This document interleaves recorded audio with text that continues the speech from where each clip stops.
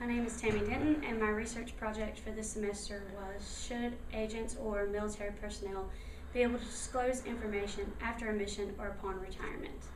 Members of the CIA, FBI, and certain sections of the military are restricted to lead a life of secrecy.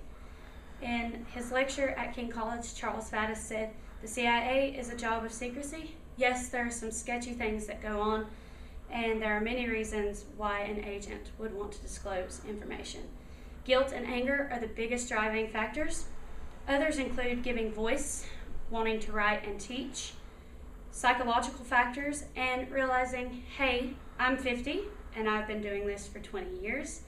That was cool, but there are other things that I want to do with my life." Some reasons I will discuss are anger, greed, and morals. Herbert Yardley set the precedent for this pressing question.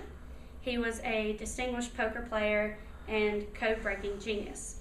He worked for the State Department and eventually headed the State Department's MI8, a code compilation section. After World War II, the War Department ceased to exist and MI8's budget was cut in half. When MI8 was terminated, Yardley was outraged and decided to write a book on what his section had been doing, deciphering Japanese codes. In his book, Yardley disclosed what MI8 had been doing, but also published actual Japanese codes that had been deciphered.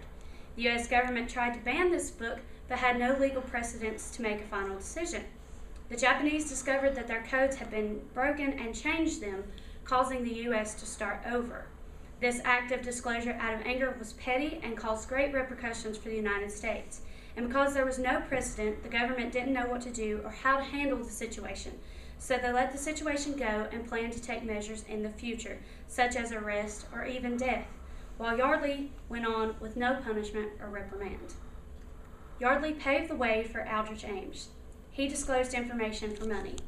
Aldrich Ames was the son of a CIA agent stationed in Burma. He joined a summer program for CIA employees' children. Soon, he joined the CIA full-time in 1962 as a desk clerk. He was assigned to the CIA's Soviet counter-espionage section. He knew all the names of Soviet assets willing to disclose information for the United States. On April of 1985, he walked into the Soviet embassy and gave the information in exchange for money. Ames himself was one of the prime examples of just how profitable the espionage business can be. He compromised at least 100 CIA operations and projects. All 25 of the people he disclosed were arrested by the KGB. He is considered the second most damaging spy in U.S. history, but his greed and flashy lifestyle eventually got him caught. Ames was living frivolously through the lives of U.S. citizens and others working for the security of the United States. He had no anger, no qualms with the government, and had no guilt. Mordecai Vanunu answers to a higher moral standing. As expected of the young man in Israel, Vanunu, at the age of 18, entered the military for the usual compulsory service. After 3 years of conscription, he reached the rank of first sergeant in a unit of sappers. After his service, he saw advertisements for trainee technicians at Dimona and applied. He began working at Dimona in November 1976, but he was first sent back to school for courses in physics, chemistry, math, and English. His first duty upon arriving at the site was to sign the Israeli Official Secrets Act, and his first assignment was to the Machon II in 1977. After his conversion to Christianity, he began opposing weapons of mass destruction. He became increasingly troubled as he realized his work at Dimona was part of the Israeli nuclear program, and his opposition of weapons of mass destruction continued to strengthen as he became concerned with the dangerous consequences of the work being done at Dimona. Before he left his work in 1985, he took extensive photographs, a total of 60 photos, inside the Dimona facility in order to document the program. In 1985, he decided to leave his work at Dimona. He traveled to the UK and revealed the existence of Israel's nuclear weapons in an interview with the Sunday Times. He decided to flee from London to Rome. He was kidnapped in Italy by Israeli Mossad agents on September 30th, 1986, and was transported back to Israel to undergo a closed trial. He was charged with espionage, treason, and the passing of secrets to an enemy in time of war and sentenced to 18 years in prison, 11 of which were spent in absolute solitary confinement. Vanunu stood for what he believed in without any harm to others, honestly believing he was doing the right thing for his country. He was released from prison in 2004, but returned shortly after in 2007 for violating terms of his parole by speaking to the Western press.